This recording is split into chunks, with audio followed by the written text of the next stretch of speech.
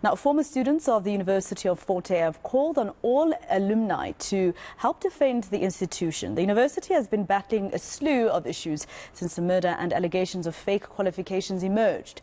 The alumni held a media briefing today, and let's speak to Ronald Masinda, the reporter who is on this story. Ronald, of course, this is a university that many people have said is quite disappointing how it's become what it is today. It's a university that used to have struggle stalwarts going there, etc. And today, how it looks is not necessarily how many of those who went there would have expected it. So what are these alumni saying? How are they going to assist the PR of the university? Good afternoon, myself. Well, I can only start with what happened a short while ago.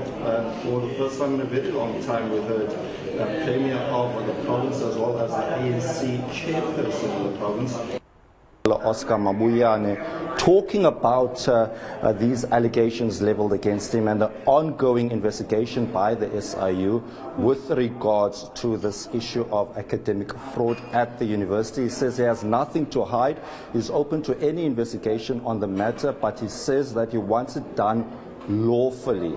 But now, on the other side, we heard from the University of Fort Hare's convocation talking about this particular issue, saying that it is their role, it is their responsibility to ensure that the integrity of the university is protected. We are joined by the president of that organization, Andy Lemini. Thank you, Advocate, for your time. Most importantly, you highlighted an issue with regards to university management not responding to your own calls. What are those calls?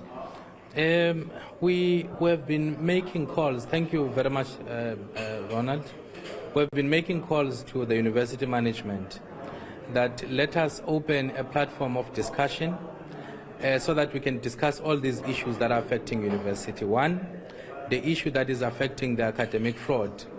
The people who are alleged they are alumni of the university, and we should be able, therefore, to be taken on board as a key stakeholder of the university that represent alumni.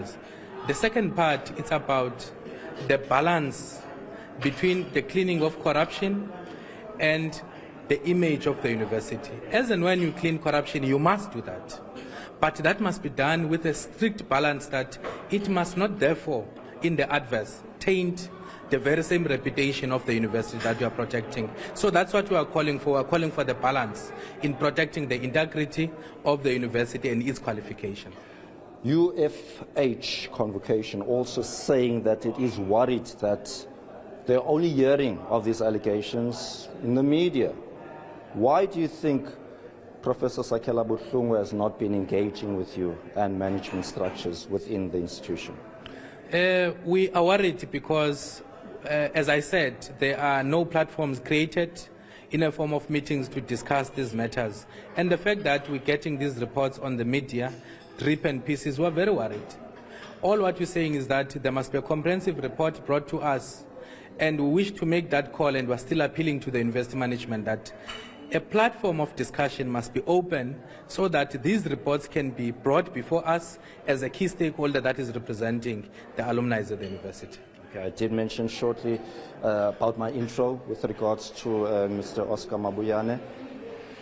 He is a member of the ANC, and there are other high-ranking officials also being investigated by the SIU. The concern, however, is that politics and the institution. What are your views with regards to this issue? Because you yourself are an ANC member.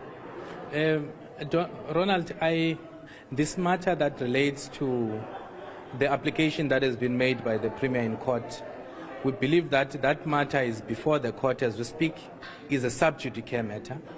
And we don't want that our voice would then be echoed to sway the view of what should be ventilated in court. We want to leave that issue to the courts. When the determination is made, would then be able to make that determination ourselves as to what is our stance as it relates to that. But we are also interested that this investigation must go on and arrive at its logical conclusion, but that must be done within the ambits of the law. I managed to speak to the former Vice-Chancellor of the university, Professor Tom. He was quite mum not saying much in terms of the issues plaguing the university, but some are led to believe that the problem started with him. What are your views on that? That is why I sit in the University Council. That is why the Council took a decision that let us be party to the proclamation that the President has signed, because all of us want to arrive at the bottom and the logical conclusion. So it would be premature of me here to say where did the problem start. We'll be preempting an investigation. Let's all allow investigation to proceed, and that investigation will give us a determination. Hence, we're saying, let us see less of the reports about Fort Hare that puts the university at the negative. Let's allow the process to be completed.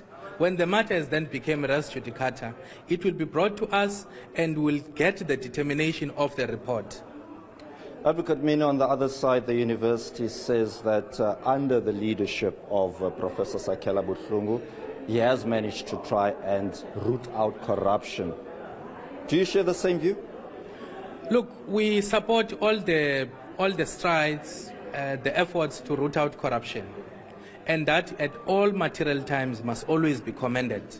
Our stance as Convocation is that as and when you do that, you must score a balance between protecting the good name of Fort Hare, the integrity and the prestige of that university, and rooting out corruption. So the acts of rooting out corruption must not, in the adverse, taint the very same brand of the University of Fort Hare. Very quickly, I've been asked to wrap in 20 seconds. What are you calling on the Department for Higher Education to do? We're calling the Department of Higher Education, and specifically the Minister, to intervene, to institute a specialized investigation to probe specifically the issues relating to academic fraud. And we're not saying the SIU must stop. The SIU must still continue, but we're saying the issues that relate to academic fraud are specialized, and the Department of Higher Education has the necessary expertise to deal with that matter. All right, Andile Mini, thank you so much, sir. Well, that was Advocate Andile Mini from University of Fort Hare, giving us reaction following their press conference, which was held this morning. It's back to you.